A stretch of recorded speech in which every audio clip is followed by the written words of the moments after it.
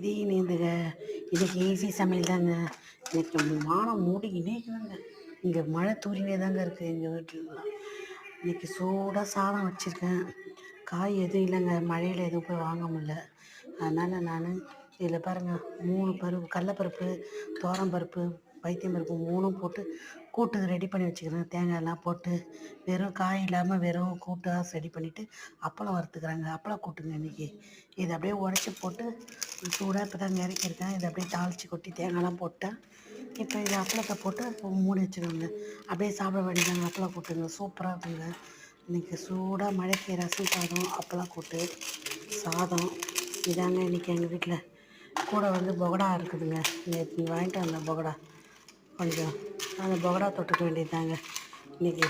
சூப்பராக இருக்குங்க இந்த ரசக்கூட்டு. அப்படியே சாதத்தில் போட்டு சாப்பிட்டாலும் சூப்பராக இருக்கும். ரசத்துக்கு தொட்டு சாப்பிட்டாலும் செம்ம டேஸ்ட்டாக இருக்குங்க.